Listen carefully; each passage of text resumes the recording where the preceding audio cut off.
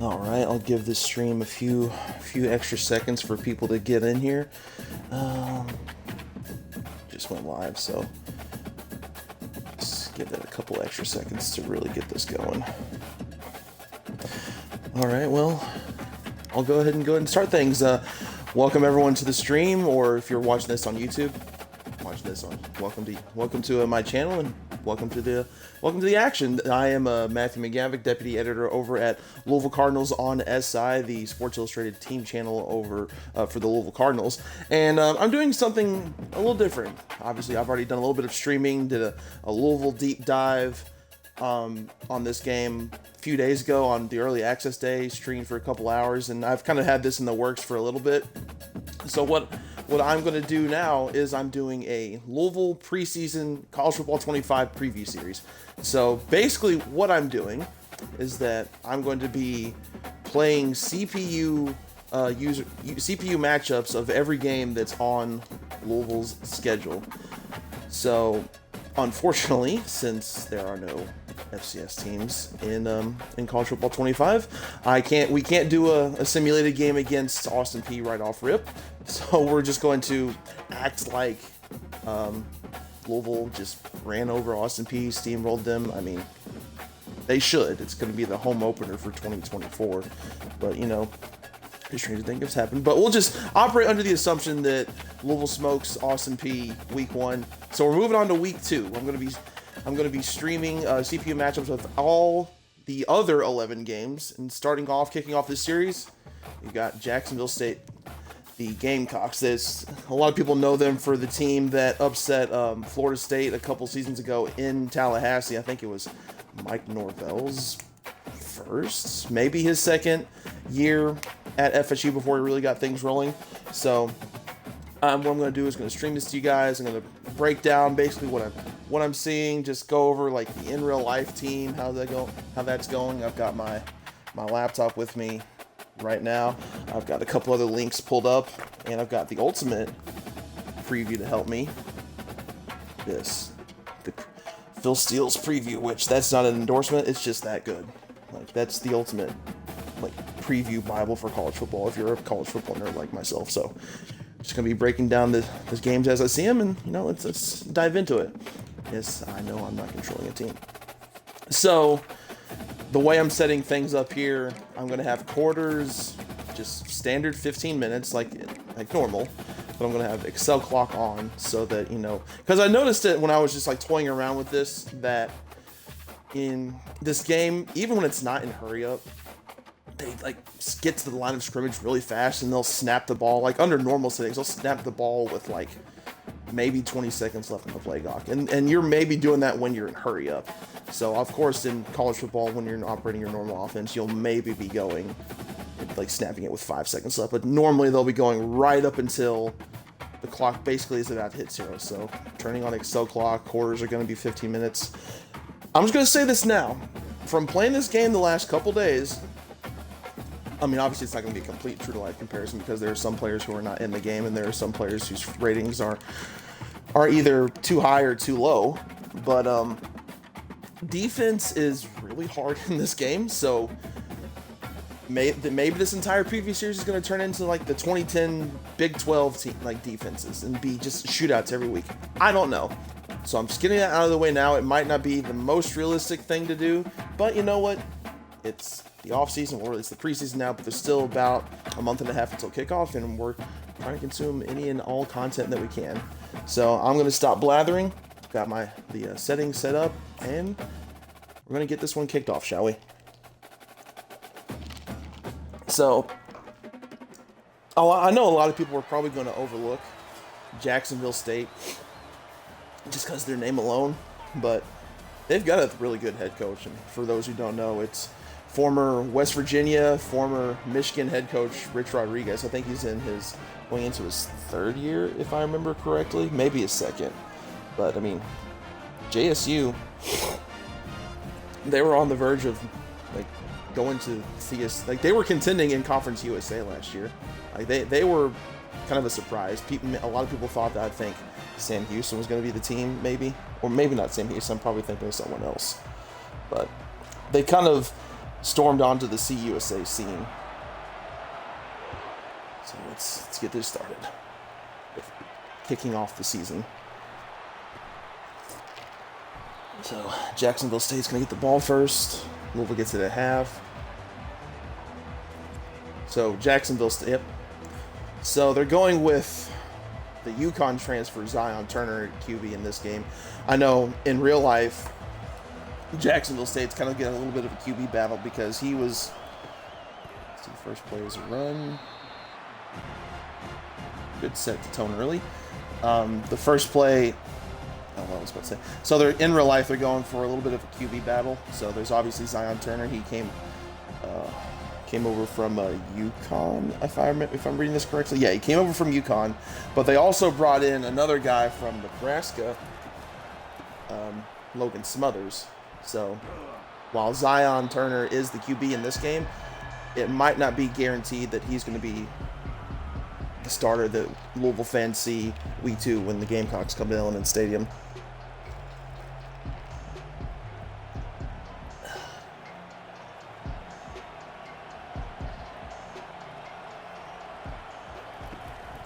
First third down conversion of the season.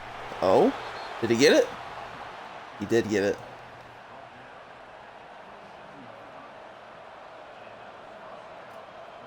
Well, like I said, defense is a little bit hard to play in this game. And when you have a team like Jacksonville State, they go 9-4 last year. I mean, they've got some talent on there. In fact, Phil Steele has their offensive guard, Clay Webb, who you can see is that offensive lineman with the star. Basically, in this game, it's the way to say like who the impact players are. Clay Webb, he is like a 3rd or 4th preseason All-American. Like he's pretty good.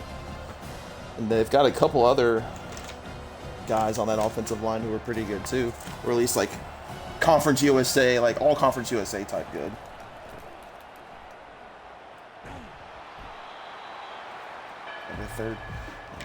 Another third down, 3rd and short.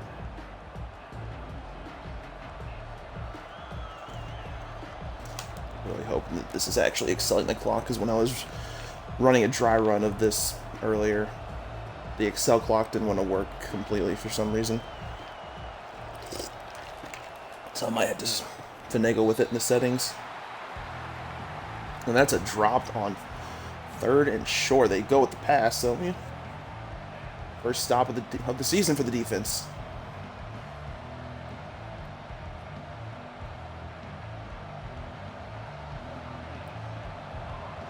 So for Louisville's roster, I put in Maurice Turner as basically the primary punt and kick returner, because he's who I saw that was one. He was someone who was a returner from last season who did his fair share of kicking return duty, and he was someone in the spring that I saw like getting active in there. So he's going to be someone who could in real life like be their punt returner. So that's why I put him back there.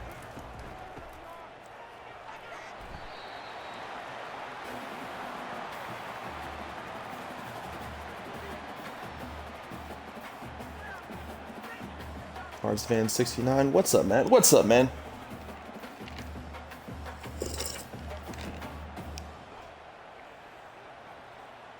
Yeah, after this play, I'm gonna have to finagle something in the settings. It's not.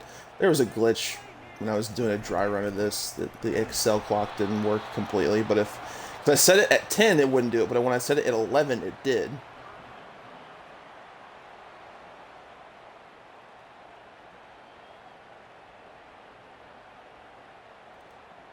So whenever I get a second, it only lets me pause during certain breaks of the game.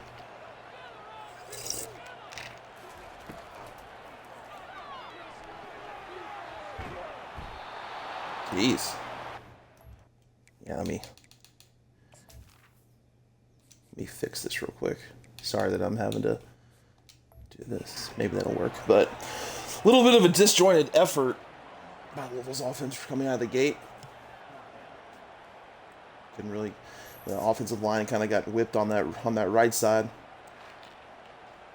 Who is there that defensive end? Because I know that's someone who is going to do really well for them. J-Rock Swain, excuse me. Phil Steele's got him as his second team preseason CUSA selection. So in the Conference USA race, this is the team. Well, obviously Liberty is going to be the favorite, and they should be. I mean, they might be one of the best G5 teams out there, and they'll probably be like the favorite to get that 12th spot in the extended college football playoff. But then behind them, there's Western Kentucky that Phil Steele has is like his forecast, and then right behind WKU is Jack State.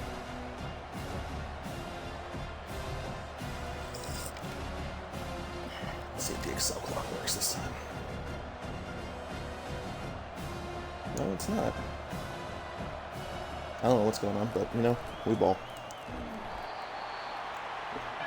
Great play there. I think that was Ashton. Looked like it.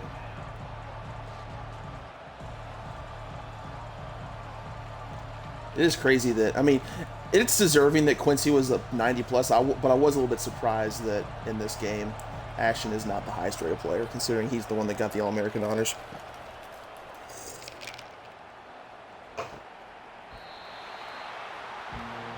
Got the catch, but could not convert.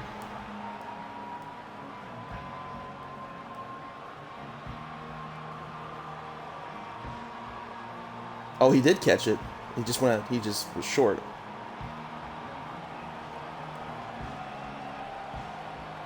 Is the side angle view your preferred view? Very much no. This is, in case you're just now tuning in, this is a CPU stream. I'm not actually controlling anything right now. Like, my controller is just to my side.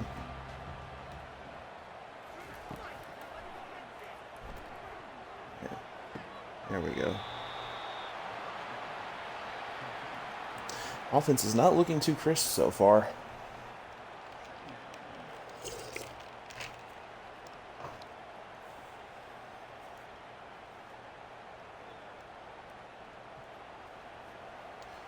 What is going on with the Excel? Of course, now when I've got the stream going, the Excel clock is not working.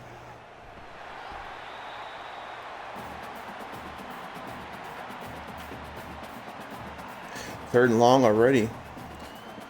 Louisville's trending going towards their second consecutive 3 and out to start this game.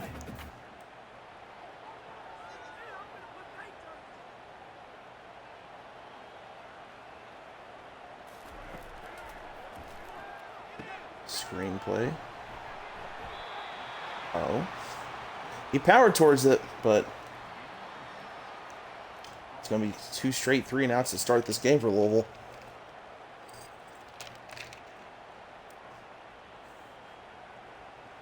Bring out the punt unit. They had Brady Hodges, I believe, is like a 67 or a 69 overall in this game. Which I know he's young, but was a little surprised that he was ranked that low.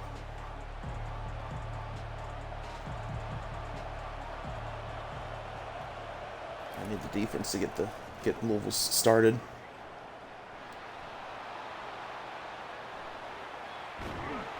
Jeez. Yeah, dual threat quarterbacks are the way to go in this game. Even if they don't have a super high overall, I mean, dual threat QBs are darn near unstoppable. And they're going hurry up too.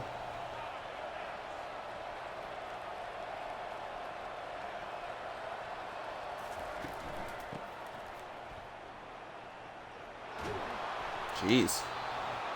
Already in the red zone. Okay, I'm going to try and fix the Excel clock issue again.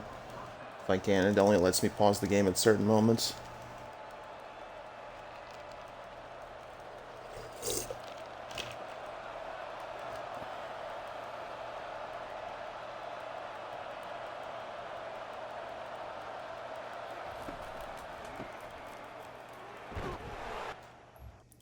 There we go. Something is... I don't know why it's doing this now. Excel clock on. I'll put it back to 10 seconds. It might just be a crazy high scoring game. We'll see. Just because they snap the ball so many times.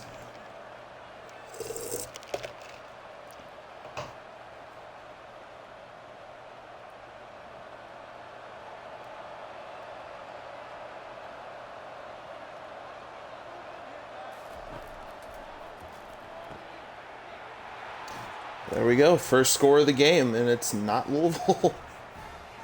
Now, when I was doing some CPU runs earlier, I mean, Louisville had, like, almost every time Louisville was, like, a little slow to start, and they really picked it up in the second half. Firebomb, yeah.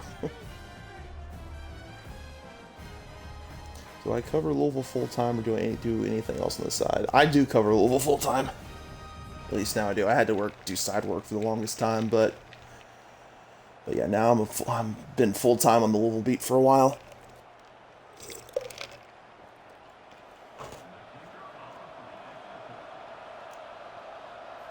Will they make the PAT? They will make the PAT. I have seen a few missed PATs in this game so far.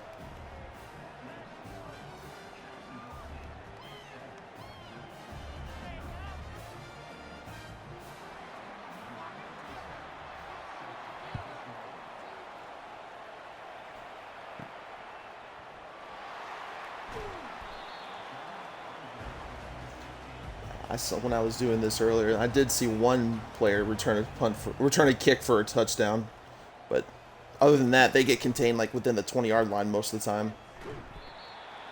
And Chuck keeps it on the read. I don't expect Louisville to run a lot of read options.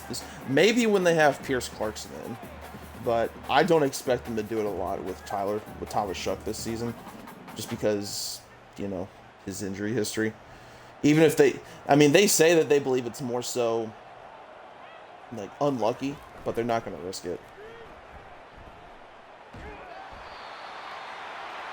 Well, they're not going to go 3 and out this time. They're going to convert at least this.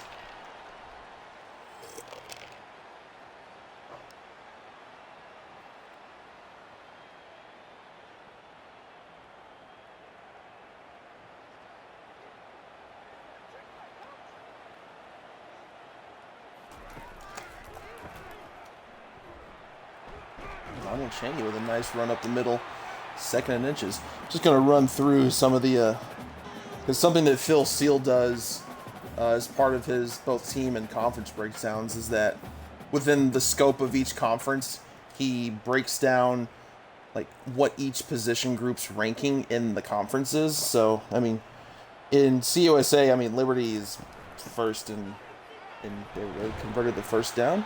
I mean, Liberty's first in damn near every category. They're the only ones where they're second in are they have the second best receiving core behind WKU. They have the second best secondary behind Jacksonville State. And they have the second best special teams behind Western Kentucky. Let's see what they do here. Throw to the sideline. Oh, throw out of bounds. So with Jacksonville State, Steele has their QB room as the 4th best in Conference USA. They've got the 5th best running back room, 5th best group of receivers, 3rd best offensive lineman, which that does not surprise me because Clay Webb, obviously preseason All-American, and they've got a couple other guys who are mentioned here. Well, maybe not offensive linemen, but nice touch pass here. I do wonder if we'll see some, you know, types of plays where they just simply get Colin Lacey in space because he's one of the fastest guys on the team and it's reflected in the game. But what really stood out to me in spring ball was that his jump off the line of scrimmage is insane. Like, he's the perfect slot receiver. Speaking of Lacey. But anyways, like I was getting, Jacksonville State, obviously, like I said, 3rd best offensive lineman, second best defensive line in CUSA. So they're really good in the trenches. And then going into the other defensive position, 3rd best linebacking core, best secondary, and then 6th best special teams. They also rank the Phil still also ranks coaches, and he's got Rich Rod as the 2nd best coach behind the coach of Liberty. And there we go, Louisville's first touchdown of the season. Just like it was last year. A run, this time from Donald Chaney.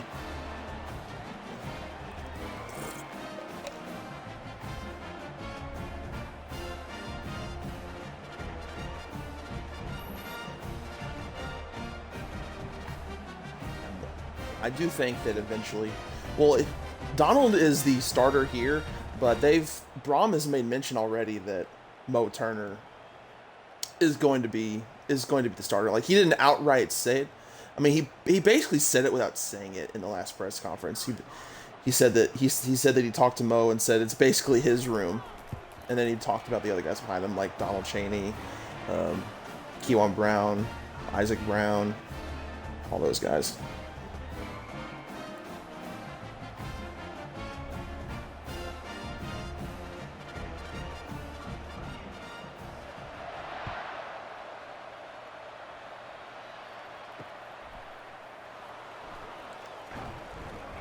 Ooh, good special teams play. And I know that Jacksonville State's offense is on the field, but they've also got some really good defense. I mean, I previously mentioned it's run stuff right there. Jack State, they've got how do you pronounce his name? J. Rock Swain. Okay, hopefully I didn't butcher it this time. So he's a preseason CUSA pick. Their corner, Derek Carter, he's a preseason first-team CUSA guy, so he's someone to look out for. Their punter, Jack Dawson, is preseason first-team Conference USA. Oh, that was Ben Perry with a little bit of an over pursuit there, and Jacksonville State moves the sticks. And then Jack State, Curly Young, linebacker, who is third-team preseason. I'm going to butcher the hell out of this name. Alicia Hale, preseason second-team linebacker. So yeah, they've got some dudes on that defense. Some of these dudes that would help them compete in the CUSA. So Jacksonville State is one of those teams where if Louisville goes into this game and they just do not take them seriously, they will lose. What a play there. I think that was Ben Perry that forced that. Way to make up for that couple plays ago where the lapse. I couldn't tell if that was a pass breakup or a straight drop.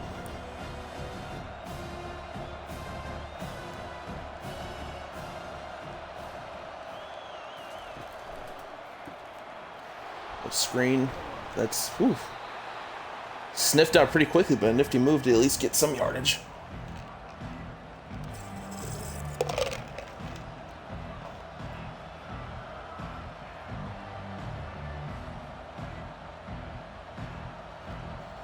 See what they do here.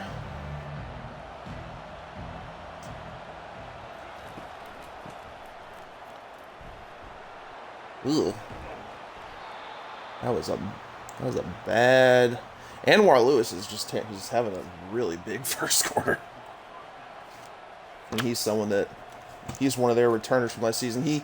I should have mentioned this earlier. So Jacksonville State's MO, I mean, if you haven't noticed already, is that they run the ball a lot. Like, a lot.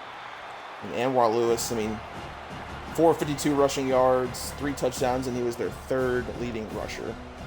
Let's see if I can pull up some of those numbers from last season. Yeah, they averaged 236.7 rushing yards a game. That was third in the FBS, and they were behind only Liberty, who's the Conference USA favorite, and Air Force, which is Service Academy. So, of course, they run the ball.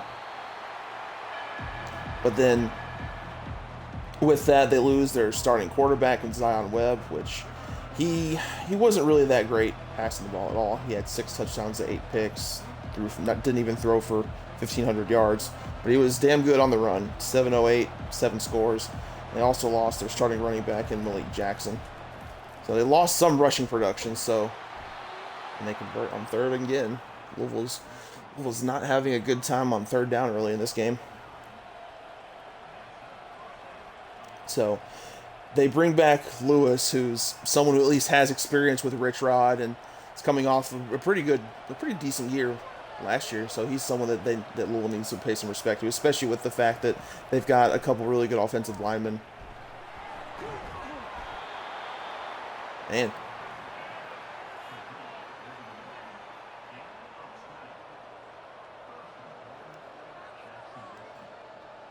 Like I said when I started the stream, defense is optional in this game, not just here.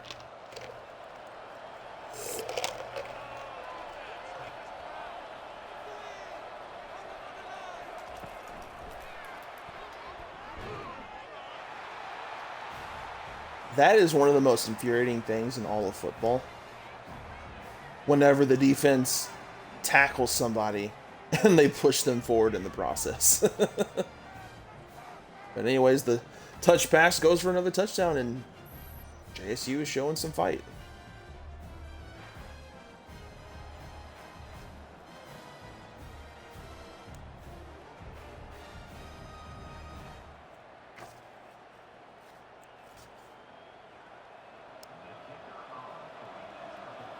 What they hope is automatic.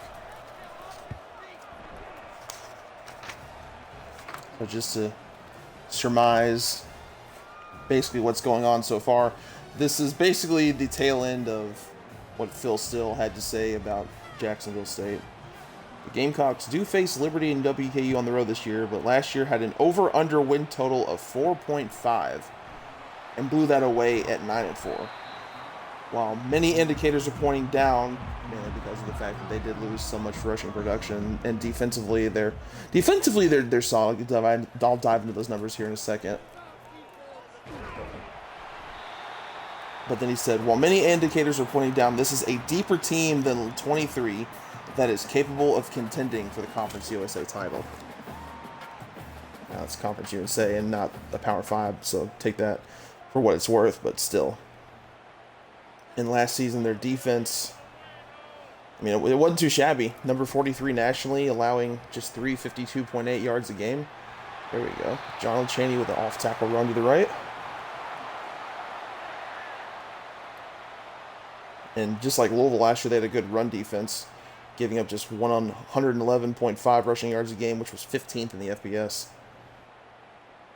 But they did lose a lot of guys from last year in that front seven. They lost their top 5 tackle for loss leaders, including all CUSA lineman Chris Hardy. I can't remember where I think he went to one of the Mississippi schools, because I know he entered the portal. I just don't know where he went. Where did Chris Hardy go? This is going to bug me.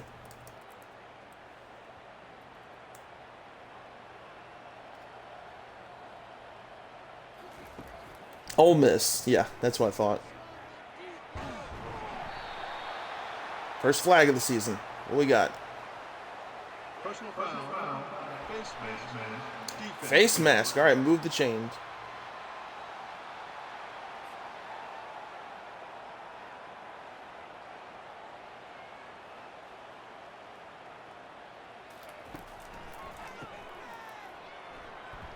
Maurice Turner getting some run.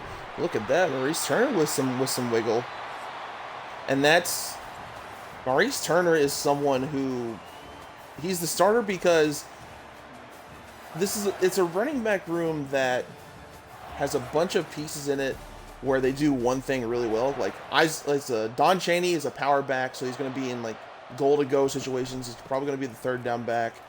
Keywan Brown has fantastic ball carrier vision. Isaac Brown was the fastest back out of anyone in spring ball. But if there's anyone who's got a blend of all of those traits, it's probably Mo Turner.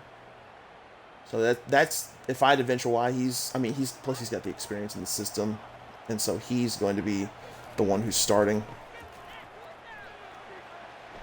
Don Chaney again. Louisville is choosing to abuse Jacksonville State's front seven. A little bit surprised we haven't seen more out of the passing game. But Jacksonville State does have like a very underrated secondary. At least Phil Steele thinks so. And I hold his word in very high regard. Don Chaney getting the ball again, but he is stuffed. I think he might have gotten a yard or two.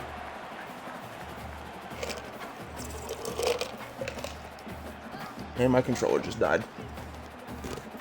There we go.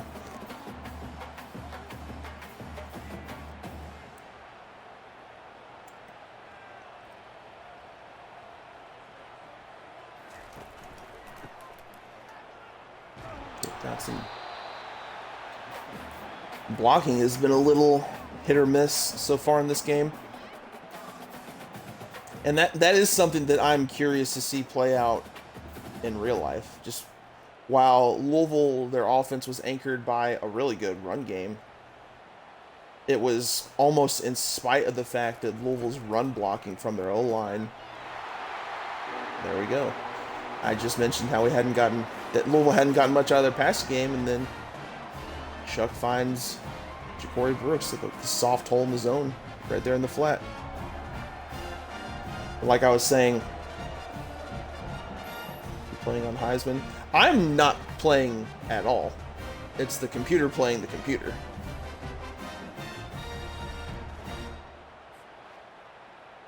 So, what was I saying? Oh yeah, the run blocking. Louisville's, when you look at the stats on a Pro Football Focus, well, the advanced stats, it's not really like stats per se, but in spite of Louisville having a top 25 rushing attack, and at one point in the season it was top 10, the advanced stats show that their run blocking was not that good. So it was, I don't want to say it's a minor miracle that Louisville had such great performances from Jordan and Isaac Garindo, but it just speaks to how good they are that they did what they did, and Louisville's run blocking was about average. Their pass blocking, fantastic. And the only reason that Louisville gave up as many sacks as they did, wow, Anwar Lewis just smoking, dicing through that front seven. The only reason Louisville gave up as many sacks as they did is because they didn't really have a mobile quarterback. Jack Plummer, I don't want to say he was a statue. He was the modern version, like a modern QB statue. Because everyone can run to some extent in this day and age. I mean, you kind of have to. Great play in the backfield. Who was that?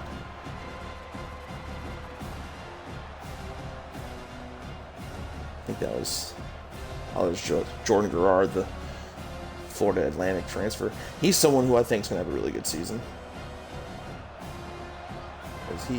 Thor Griffith, the Harvard transfer, obviously gets all the hype, but he had a really underrated season too. Louisville's defense is starting to turn up a little bit. Had a little bit of a rough start. Like I said earlier, in the CPU runs I did earlier, Louisville did not look too hot in the first quarter, first two quarters, but then second half comes and they started turning things on. 3rd and 9 so far. We'll see if they can get them off the field.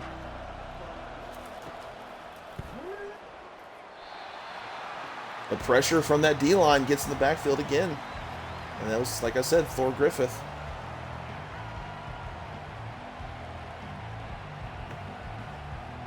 I do wonder how this team's ratings in game are going to be impacted as the season goes on, or how often they're going to update ratings in general. Because I know they're going to, because a lot of these ratings are based on how these players did on Pro Football Focus, because EA announced that they're partnering with PFF and they're kind of having them help out with ratings updates and whatnot. But I do wonder how often they're going to update ratings. Their O-line is trash in game. I do think it will be a question mark coming into the season. I don't think it's going to be a huge question mark. Like I said earlier, the run blocking is the one thing I'm watching for to see how improved it is. Other than that, of course, say all that, and they're not really moving the ball at all on the run game on this drive. Braum said that he's got probably a 9 to 10 deep rotation on the O-line. He really likes the depth they have there. He really likes the depth they have on D-line. He really likes just the trench play in general. 3rd and 9. Chris Bell over the middle. I do think it's hard to call Chris Bell a breakout candidate because he was their second leading receiver last season in receptions and yardage. So calling him breakout, I don't know if that would really apply, but I think he's going to have a really good season. Their top 3 receivers are all really good.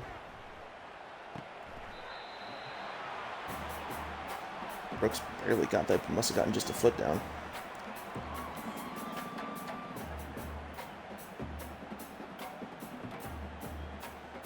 Yeah, like I said, the wide receiving core, the top three, really good. Colin Lacey, obviously, is probably going to be the one that leads the team in receptions and yardage. I, myself, am really high on Ja'Cory Brooks. Ooh. They didn't get it. They almost got it. That was close. Like I said, Ja'Cory Brooks, I mean, former 5-star. He was really productive early in his career at Bama. Had some great moments to help Bama win the title in 21. And the only reason he didn't play hardly at all last season is because he was hurt. And Bama's got 5 stars on top of 5 stars. And they moved to 6. So if you're hurt, plug in the next 5-star. And they're going to take over. So he's someone who I think is going to thrive. And he's tall. He's really tall. This was the first thing I could think of when I saw him at spring ball, is that he looked like if Kevin Durant, obviously he's not like close to 7 feet tall, but looked like if Kevin Durant was a football player. Tyler Shuck with another read.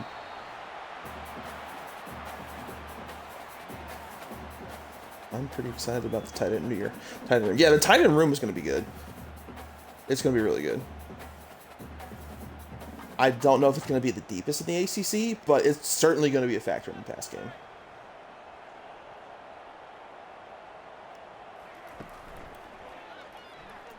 Oh gosh, how did he get that ball off?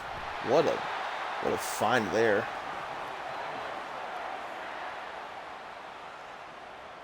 Man, had two guys just blitzing right down the tailpipe.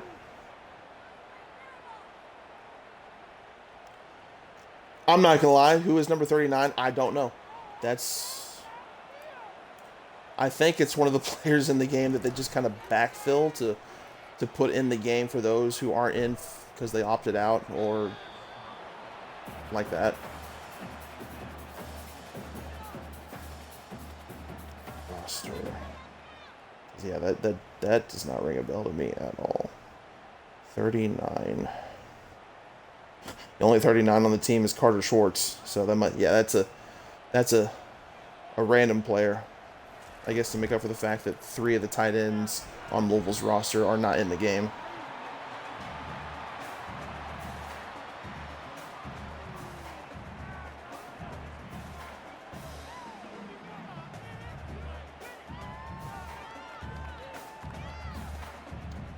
Third and 5, just outside the red zone. They're in field goal range. Jeez. Jacksonville State's been getting some good pass rush so far.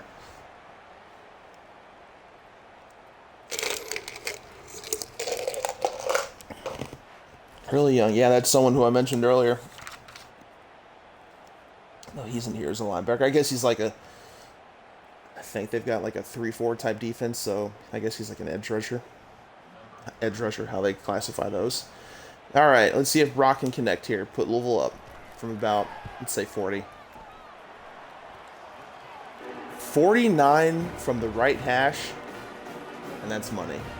So Louisville takes a 17-14 lead with about a little under 8 minutes left. Dogfight.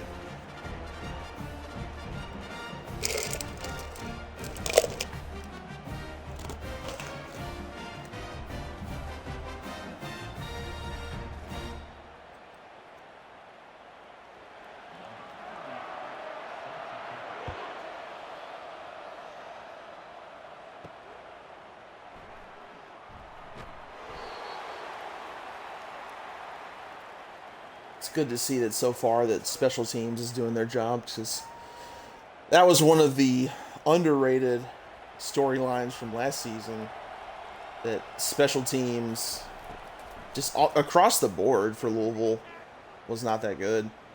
Oh, he's uncorking one. I don't know what he saw there.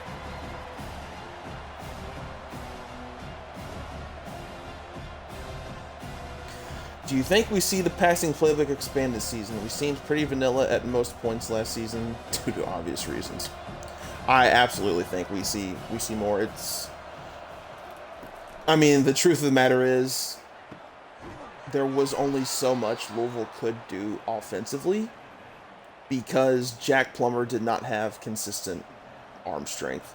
Like, I mean, he looked okay in spring ball in that regard, but when it got to the season, it didn't seem like, except for the Boston College game, it didn't seem like he had much of a deep ball at all. Whereas Tyler Shuck, watching him in spring ball, and he was slinging that thing.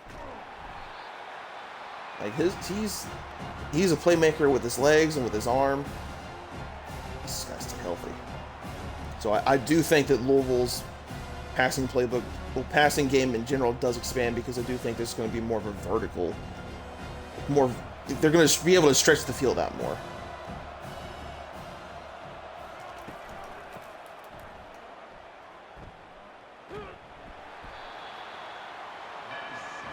Be curious to see how much they run the ball when we look at the stats at the end of this game.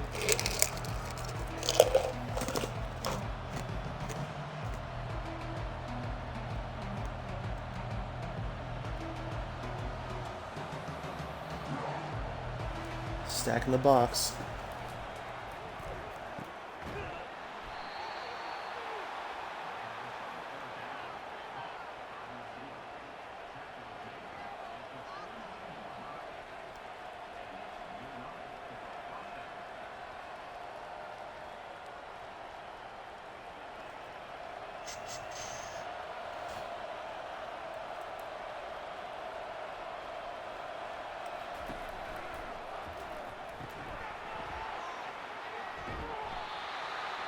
Some good blocking on that dump out and that swing pass. Yeah, looking at the football power index, basically ESPN's like power rankings of sorts. Jacksonville State is the second best team in Conference USA behind Liberty. Ooh, ooh, man.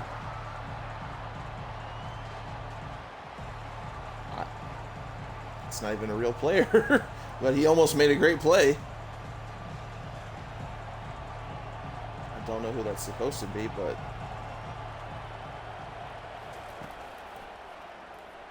screenplay, yep.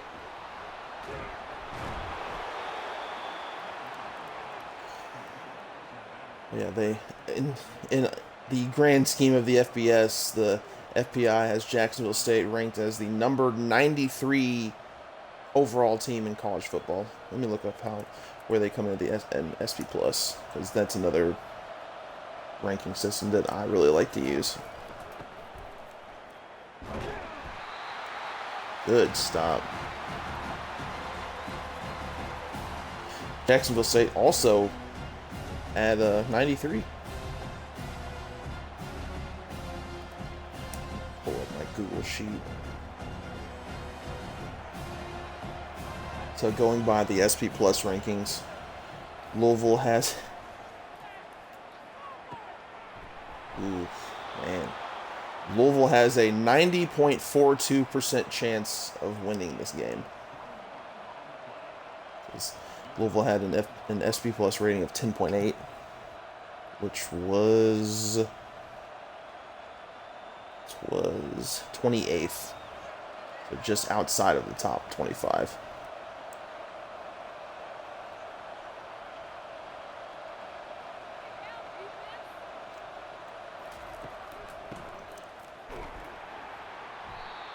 It's been really boom or bust for the defense in terms of the plays they give up. There's some plays like that where they just blow up the run, and then there's some like the play before while there's a lapse in coverage downfield and they get a chunk play through the air.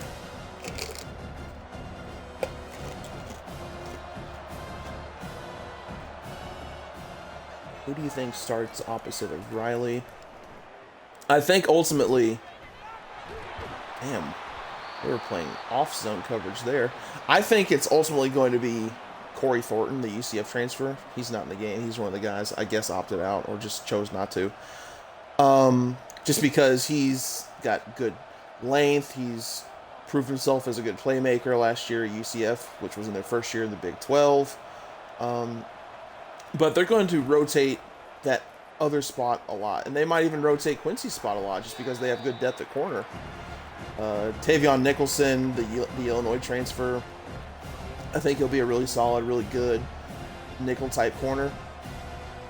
And then Tayon Holloway, who I'm not as high on personally, but the coaches really like him. So, I mean, if the coaches like him, I mean, they say him more than I do, obviously, but 3rd and short. Coming up on the 2-minute warning. Yeah, I was just about to mention Aaron Williams. He looked fantastic in the spring. I don't think he's going to contend for a starting spot, but I do think he's going to be in the main rotation with the cornerback room. Like, he looks ready. Now, obviously, he'll still have fall camp to go through, but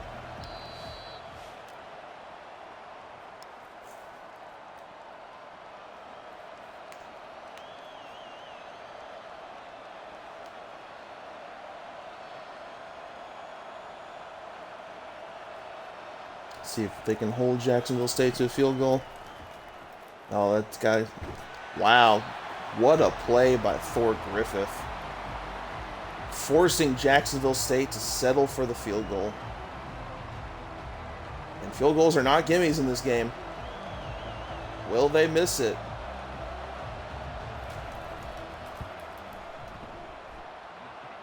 They do not. They tie the game at 17. What about safety? So I think MJ is going to start. He's fully healthy, and he's just got to knock off the rust in fall camp, which I think he'll eventually do that. So MJ, Devin Neal, I mean, he's coming off an all-ACC caliber season. I think it's automatically he's going to start. So MJ and Devin on the back end. I do think Tamaro McDonald, he's the one who I think can play all over the secondary. He can play corner, he can play safety, he can play star even, because that was the position that he played at Tennessee.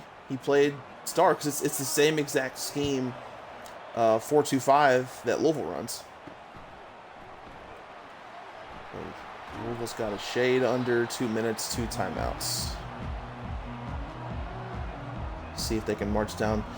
Orchestrated 2-minute drill.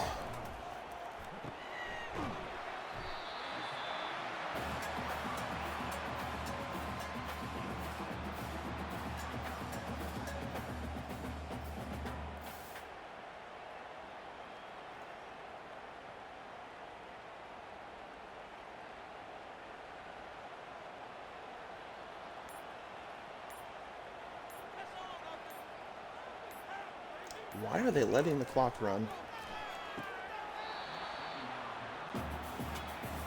Whew! That was nearly... What is going on, bro? I'm tied going into the half with Jack State.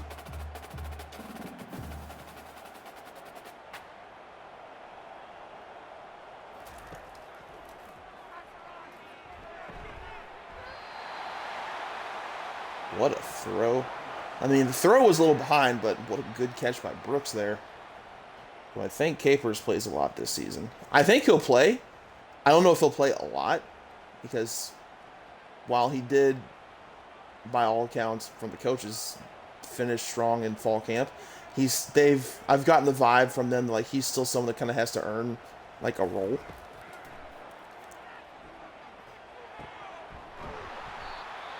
All right, they got something going here. Brooks has been Shuck's go-to weapon so far in this game.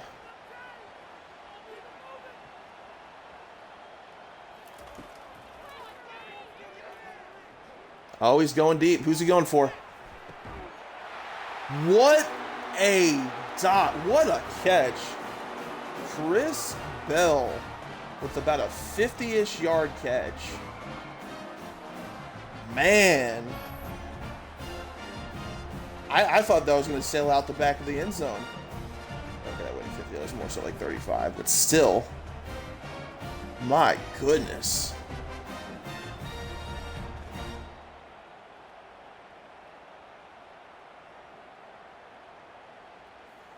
Chances Chris Bell leads the team in receiving yards. Low. But that's nothing against him. That's just because you've got a guy like Colin Lacey, who was literally top 10 in all of college football in receptions in last season on the team. And then a guy in Ja'Cory Brooks, who's a former 5-star, who had catches and touchdowns in the college football playoff. I think if anyone's going to lead the team in receptions or receiving yards, it's going to be either Brooks or Lacey. But I do think Chris Bell is firmly entrenched as like wide receiver 3 behind those two, for sure. It's just a matter of who establishes themselves. I thought that was a pick for a second. It's just a matter of who establishes themselves behind those 3. I think it's going to be Jaden Thompson because he was very consistent in the spring. And it was his first spring ball when he was completely healthy. Because Jack State might be cooking with something right here. Because Jaden Thompson was dealing with a bunch of injuries, both last preseason and the season leading up to it. That's why he didn't play much in the first half of the season. Oh man.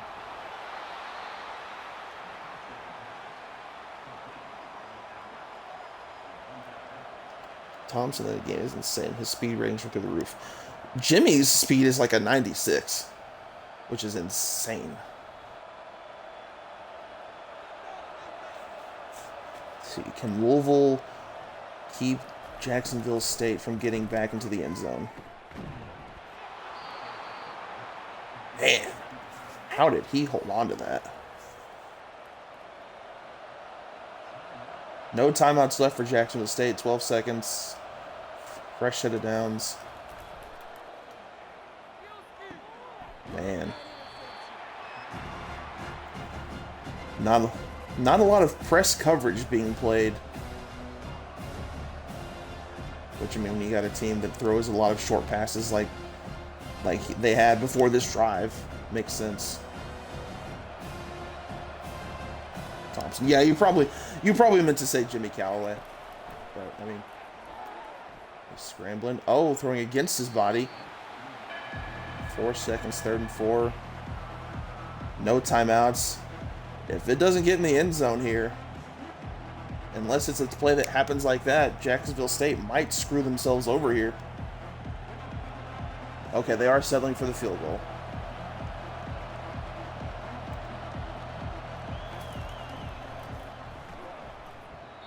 He doinked it! Wow! Off the right upright. Man. Louisville with a huge break there. Callaway was from Tennessee, yes. All right, they're going to knee it out, take him to halftime. At least, I think they are. Yep. Gotta be hysterical if they had the fake kneel down like Louisville did against Boston College. Yeah, even the CPU can't kick in this game. I mean, shucks. 12 for 15, he's efficient, but the offense has got to get something going on the ground, that's for sure.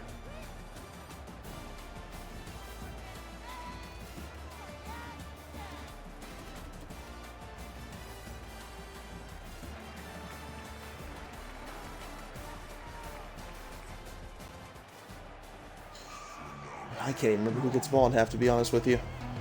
Okay, Louisville gets it because Jacksonville State's about to kick off.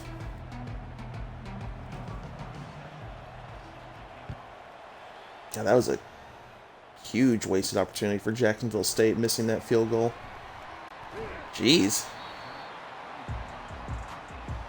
No Turner returning kicks back there.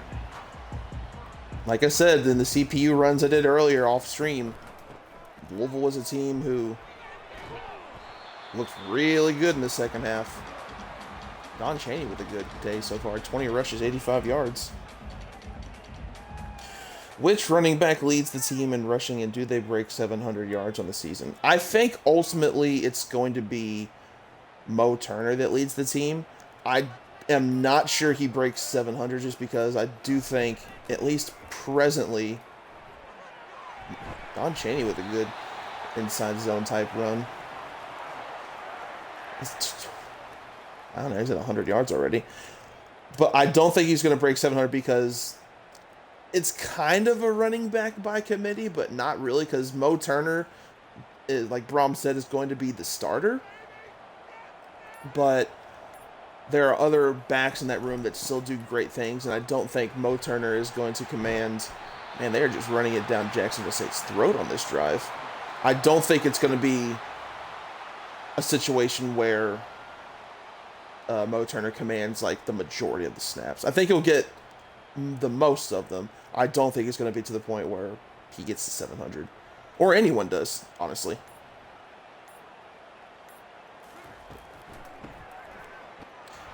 It ain't broke, don't fix it.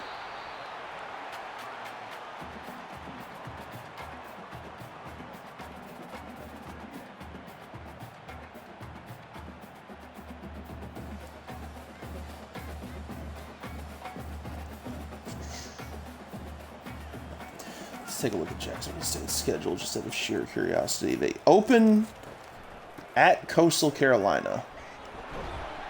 Moving the sticks again. No, they did not move the sticks. 3rd and inches. They have 4 straight games on the road. And my controller died again. I need to plug this thing up. Or touch it every few seconds. Open at Coastal Carolina on a Thursday nighter. Go to Louisville. Wait, no, I read this incorrectly. They host Coastal Carolina, excuse me.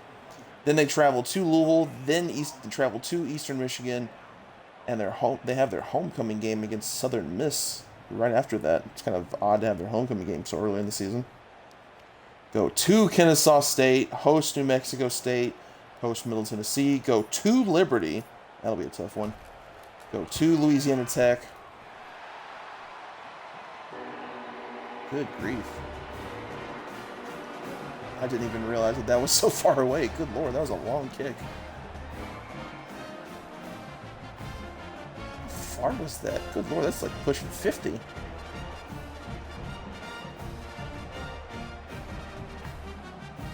Anyways, host FIU, host Sam Houston, and then end the season at Western Kentucky. So they've got a couple really good teams in the CUSA. So now Louisville's up 10 after that long kick. I gotta see how long that was. Jeez.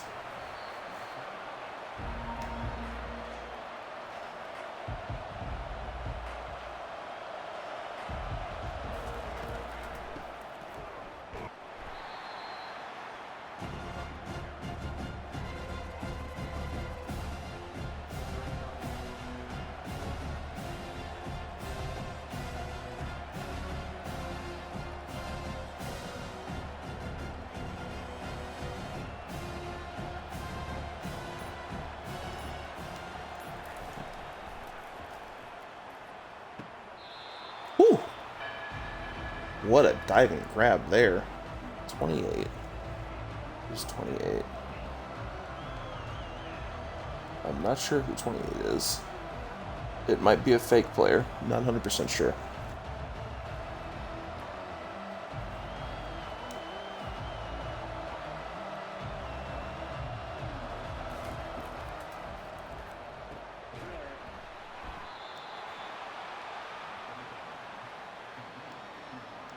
Jacksonville State certainly isn't giving up, that's for sure.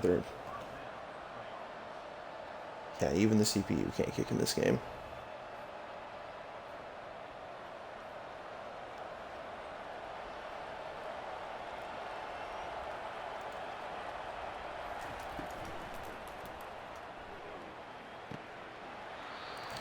It's kind of like a sidearm sling motion there. I wonder if that's modeled after what he does in real life.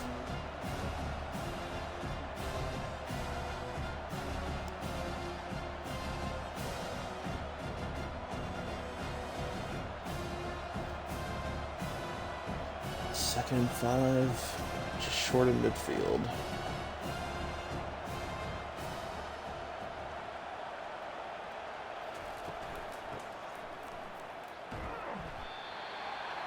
Good play there by Devin Neal coming up.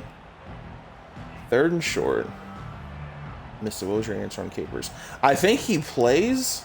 I am not sure what his role is going to be on this team. Just because, I mean, he ended spring ball strong, like basically doing what the coaches asked him to do and just being a willing learner. It's just that it's one of those situations where he still has to earn his role. So it's going to be interesting to see how he fares in fall camp. I do think he will have a role. It's just going to be up to him as to how significant his role is, for lack of a better way to say it.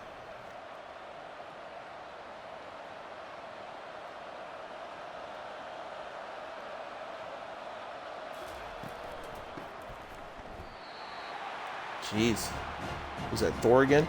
Yeah, Thor's had himself a really good game. I think it's at least his second TFL, maybe his third.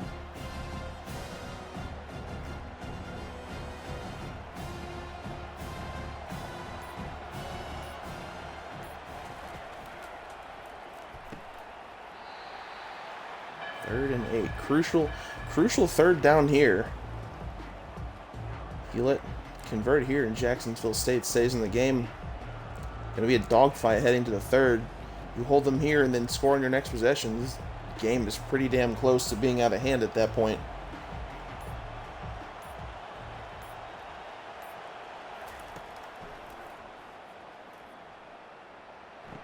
Jeez. He dropped it. Man. Big break for Louisville there. Who was that on the coverage? I wish the CPU on here, they show more instant replays of the games, of the previous play. They'll do it occasionally, but maybe like 10 times in an entire game. That's it.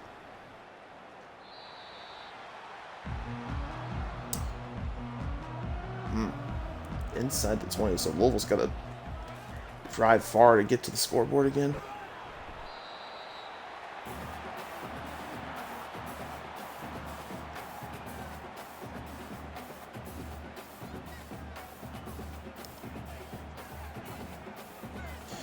Can Shuck join Redmond and Brom as a 4,000-yard passer this season? It'll be hard. Simply because... Oh. Good spin there from Don Chaney. Simply because, I mean, the ACC... I mean, people like to poo-poo on the ACC, but the ACC is still at least pretty good. Like, they play some really good defenses. Shuck, I mean, he's got playmaking ability with his arm, but there have been times where he's been a little bit turnover prone. Like, he's basically a gunslinger. And just getting to 4,000 yards in college is hard, period. Like the idea, execution just wasn't there. And just for reference, I'm going to see, like, how many quarterbacks even threw for 4,000 last year in this era of football. Only 2. And it was Michael Penix Jr., who had, he had damn near 5,000 yards. He had 4,903. And then Bo Nix at Oregon. Chris Bell moving the sticks. Bo Nix had 4,508. Carson Beck at Georgia had 3,941. Seth Hennigan at Memphis, 3883. Jaden Daniels, who won the Heisman, 3812. So, I mean, even in this pass-happy era of football, it's hard to get to 4,000 passing yards. So, by that rationale alone, I'm going to say no. I think he'll have a good season. If he can stay healthy the whole season, which that's the biggest question. That's arguably the biggest question for Louisville as a whole, is if he can stay healthy. Which I believe he can. He's just got to go out and do it. But no, I don't think he's going to pass for 4,000. There we go. Who was it? 21. It's another fake player. Oh no, that's Don Chaney. I'm stupid. 33-17.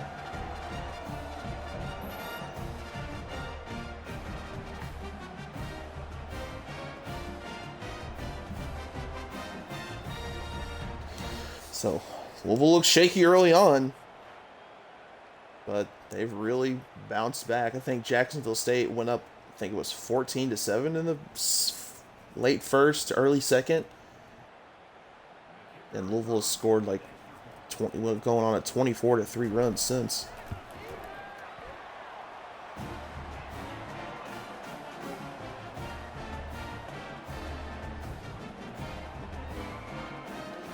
So it's not sure it's gonna. I'm safe to say that this game is over because there's still an entire quarter left.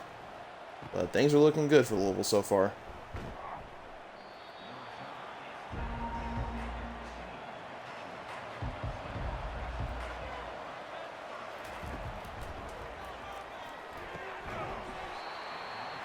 Good defensive stop there.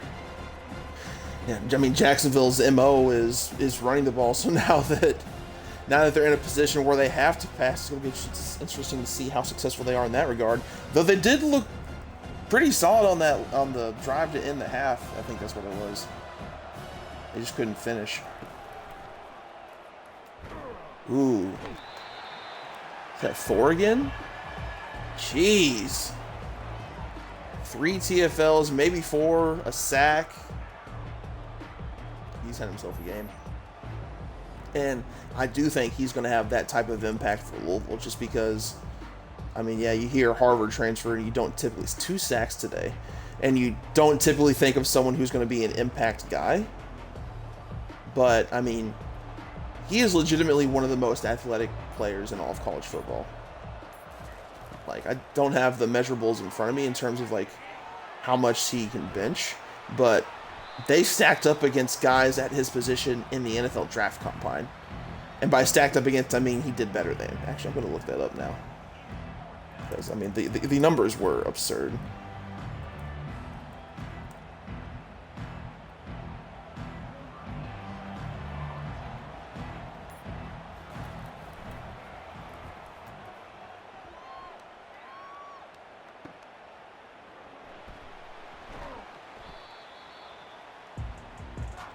Yeah, this last season, not even recently, ahead of last season, he benched 225 45 times, ran a 4.95 40, and that's when he's like 320 pounds. And for context, the most reps at the bench press in the NFL Combine from this season, from any position, was 39. And of the 6 defensive tackles who ran faster 40 times than Griffin, they were all under 300 pounds. And Griffith is 6'2", 320, and he ran under 5 seconds. That's absurd. Who leads the team in sacks? Ashton. Easy pick. Just because, I mean, he already had, what was it, 11 last season? Like, he's one of the best players in all of college. Oh, offsides. Encroachment, offsides, same thing. I mean, he's one of the best players in college football, like top 30-ish, like in all of the sport. So I'm gonna go with Ashton. Like, he's got a legitimate chance to be like one of Louisville's best all-time, like, sack artists, for lack of a better way to say it.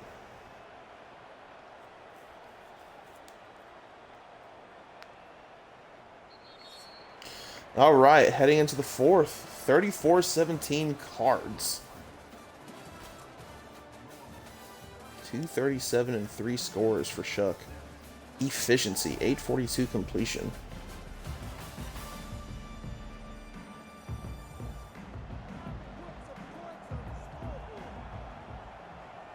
See how much they run the ball in this quarter. That play right there I love. Just me personally playing a lot of Madden and just playing this game the last couple days. The play where you fake it to the fullback and then pull it and you toss it out to the running back. Like, if you can properly execute it, depending on what defensive front you're facing, like, it's nasty, especially on the goal line. RPO action there.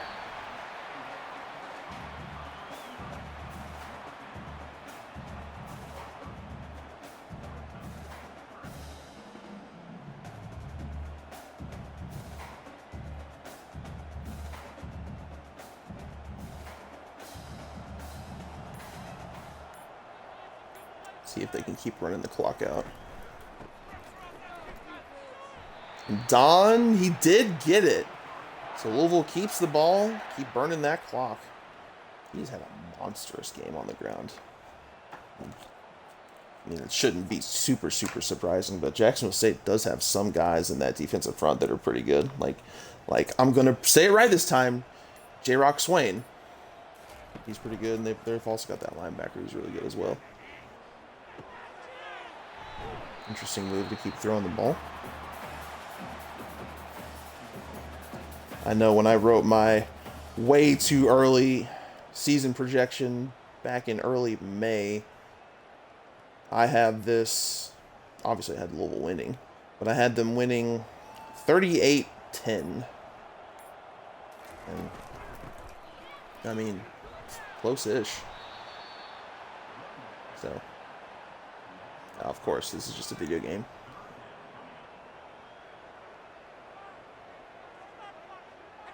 Yeah, speaking of which, J-Rock Swain, right there.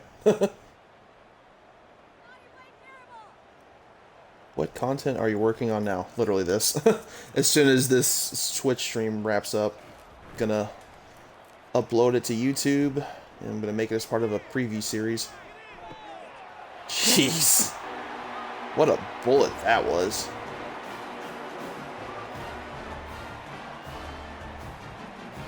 And that was a strike right there. Good grief. Yeah. I'm working on this preview series. I'll be going to TBT this weekend, covering the Ville, so that should be fun. It's not a lot going on other than that, so I'm gonna have to get creative with content creation this time of year. Because by the time when the season starts, it's gonna be easy. It's gonna be super easy. Like, you got football, and that football is just there's plenty of stuff to talk about there, especially with how good of a season that Louisville is expected to have. I am curious to see like how Louisville does in some of these other games on this schedule against stiffer opponents where they've got kind of like just trap game implications, honestly. Like, there's one game per year, it seems. I mean, this has been a consistent theme with Brom. If that's the biggest knock that you can say against him as a coach, is that every year there's at least one stinker. And we saw last year that Pitt was it. So start with Austin Peay and Jack State, then host Georgia Tech, Notre Dame. SMU, I don't know if I'm going to call that a trap game, because I personally am big on SMU. Now, it's going to be interesting to see how SMU does towards the end of the season, because I don't know if they have the depth to really contend towards that long in the ACC. But they've got great starting production coming back. At Virginia's terrible. I think they win that. BC could be sneaky when they go up there. It's a Friday night game, and just Chestnut Hill is just not super exciting. It's not really a place you can really get up to play at. So I don't know if that's a trap game, but it could be a trap game. Go to Clemson. Go to Stanford. Stanford's terrible. Host Pitt. I know some of the returners on this team are going to be super excited about that second to last game, because it's before Kentucky, and they know not to let the game before, like, the super big game get to them, and the Pitt beat them already. So, like, the returners from last season are going to be eager to just wallop Pitt, and I'm not super high on Pitt, too. I mean, Pitt isn't... Some people are kind of high on Pitt. I personally am not, because they lost a lot of guys via the draft and via the portal, and there were some guys who went in the portal in the spring and said, like, yeah, we're entering the portal because, like, we want to go to a contender, which is a damning indictment. But if I had to guess, like, a trap game, Georgia Tech maybe, because I think their offense is really good, but their defense is not that great. Be close with any of the coaches. I mean, they know me when I see them. It's not like I, like, chat with them all the time. Like, hey, what are you up to? You think you'd be man enough to stay on the Titanic? Probably not. I'm not a Louisville man, according to Kenny Payne.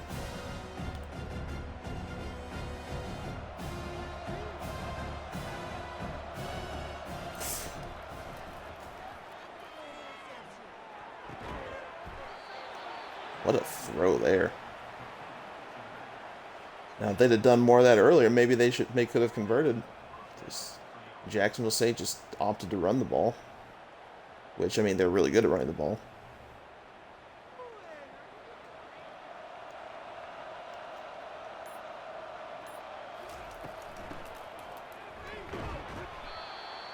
I think the wear and tear is really starting to set in now. I do like how in this game that is like a significant factor, because it's not like these guys, I mean, yeah, they're D1 athletes, but they're still college kids. They don't have access. Now, some places do have access to like high quality like strength and conditioning and nutrition and all that. But at the end of the day, they're still college kids. Like they don't have the what am I trying to say? I'm just like zoning completely out right now. I just the train of thought just completely derailed just because I cannot think of the word and the phrase I'm trying to say. Basically, they don't have access to the resources that pros have, and pros do it for a living. I mean, a lot of college kids, like, they put stock into it, but it's not like they're living. They still have to go to school. They still have to study and all that stuff. So pros are kind of more conditioned to, like, you know, handle a long schedule or handle a football game. So I do like that wear and tear is like a significant factor in this game. It's Karan Davis at this game. No, this isn't Louisiana. Ooh.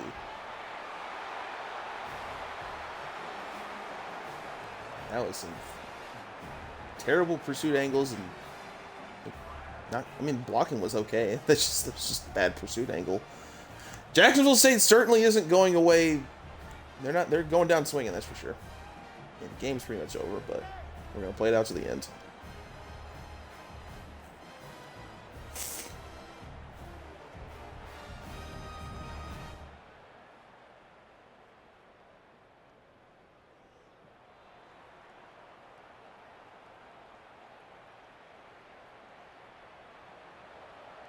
They're going for two. Wow, they're really trying to come back into this game. No two-point conversion there, so they're still down 18. It's a 3-score game.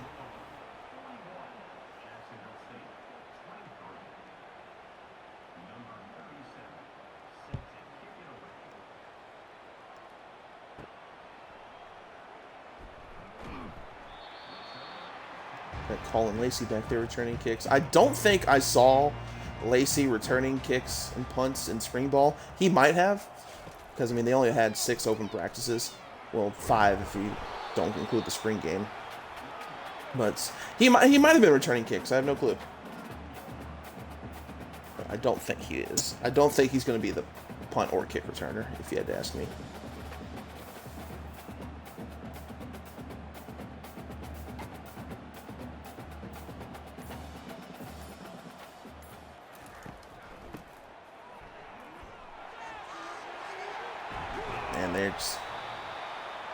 They have no answer for Don Chaney.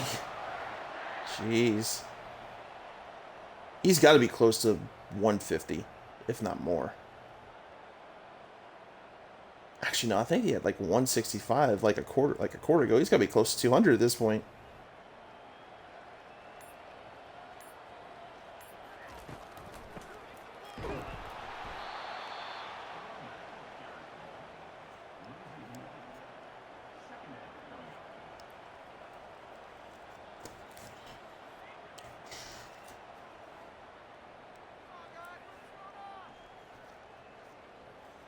Of course, now the Excel clock feature is working, like, in the second half. It's weird.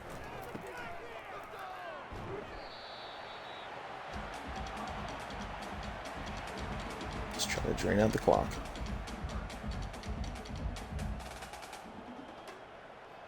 I do wonder how much of a favorite Louisville will be, like betting line favorite Louisville will be when this game comes around.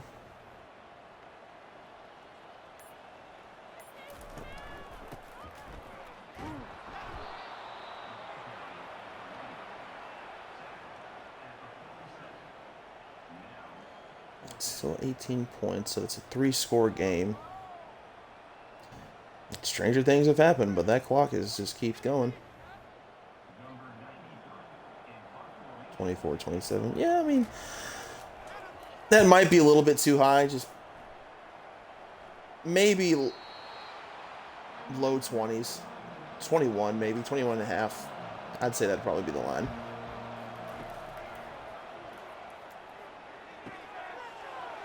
Jeez.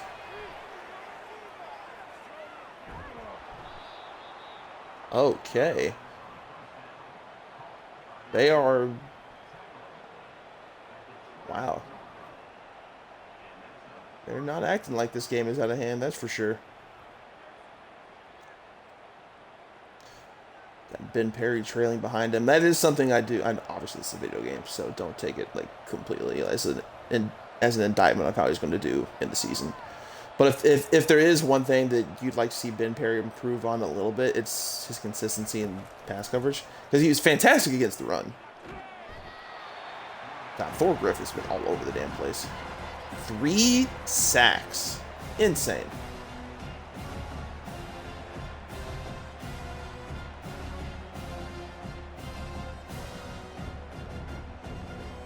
Yeah, because there were some moments last year where Ben Perry was just way out of position. Like, he was still good, but he could be better. Who has a better chance of hitting a game-winning 35-yard field goal? Brock Travelstead or you on this game? Oh, Brock, absolutely. Absolutely. I can't kick for anything on this game. Because at least Brock, I mean, I know Brock gets some flack, and he was a little inconsistent last year. There's no doubt about that. But, I mean, he's got the record for longest field goal in Louisville history when he had that field goal against NC State to basically win the game. That 53-yarder, I believe, is how long it was. Jeez. So, I mean, the dude's still talented. He just has to get more consistent. Who do you think starts up front on defense? Ashton, obviously, on that one spot on the edge. Thor, and then Dez and Jordan Garrad is the one other spot in the middle of the line that I'm looking at. It's just going to be... What I'm interested in seeing is who gets that final spot on the edge. Just because if I had to guess, it's going to be Miles Jernigan because he's got Power 5 experience. But, I mean, Tramel Logan was good at USF. Richard Kinley was good at Middle Tennessee. But Miles Jernigan has multi-year starting experience at the Power Conference level. So if I had to guess who gets that 4th and final spot on the line, it would probably be him. Is the targeting penalty in this game? I don't think so. It'd just be too difficult to even implement that if you ask me. But I'm not a video game developer, so I have no clue. But no, I'm pretty sure targeting is not a penalty in this game.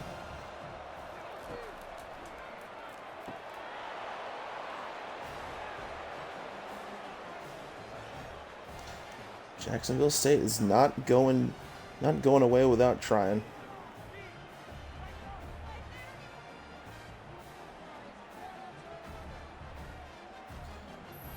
So at most,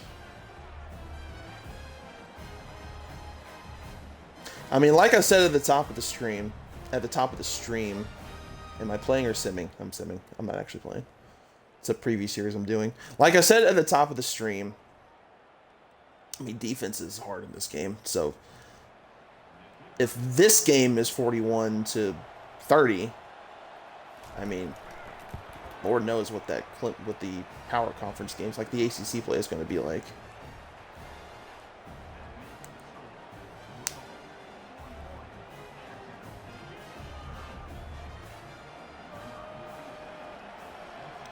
And Louisville kind of eased up off the brakes a little bit in the 4th. And they got the ball.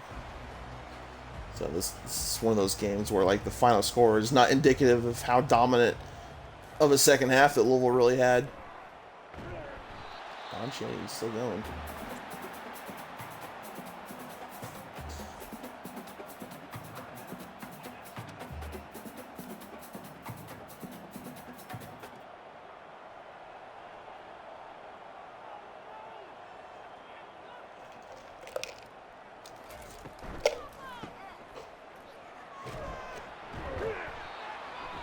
Close game right there.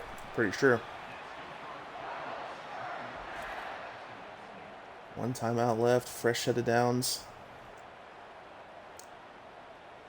I don't know the math off the top of my head, but I'm pretty sure that's close to game over right there.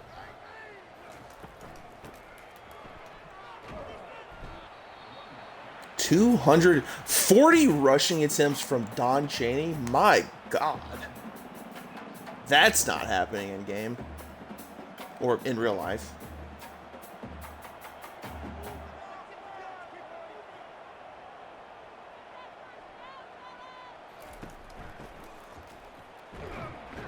I'll send this man to the ice tub after this game.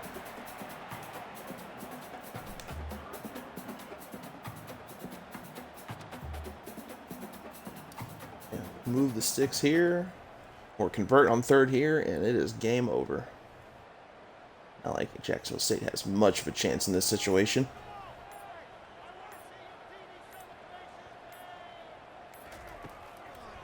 They're throwing. Oh, wow. Well. Oh, man. Do they go for it, or do they knee it out? Now, Braum, like, real-life Braum, would probably go for it just because that's who he is as a coach. But I think the game's probably just going to knee it out. One of the backfield weapons, the tight end in this game.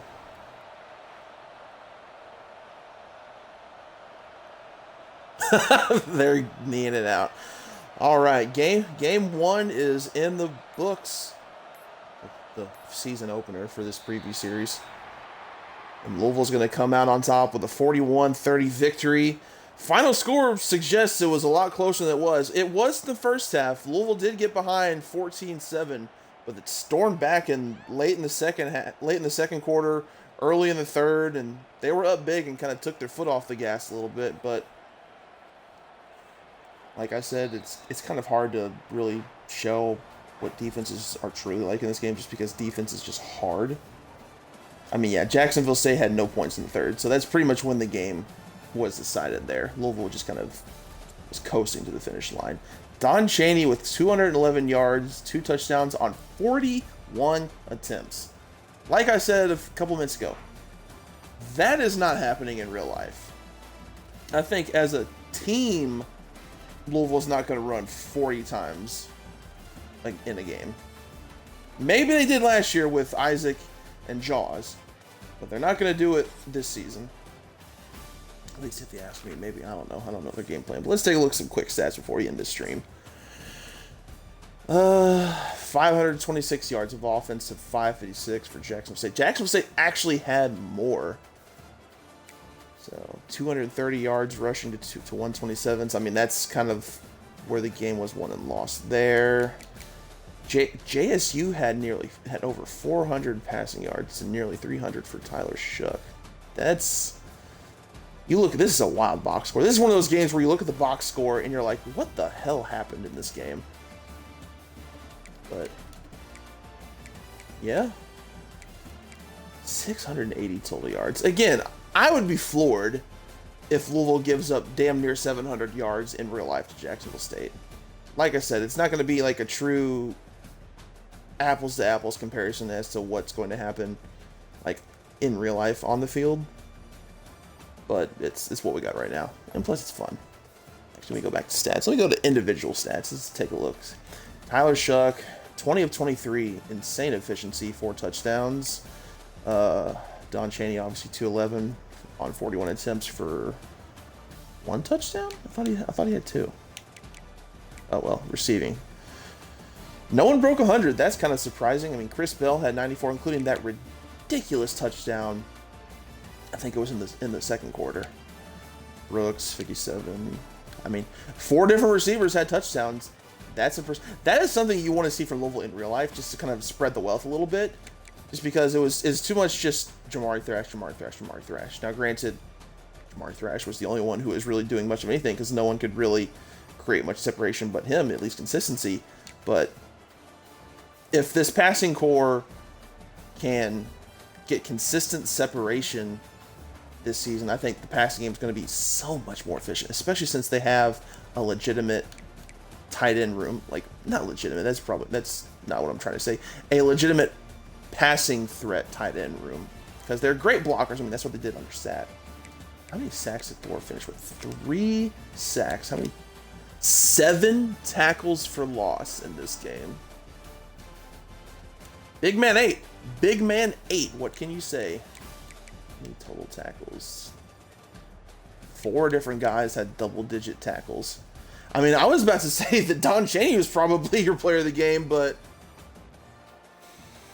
7 TFLs, 3 sacks.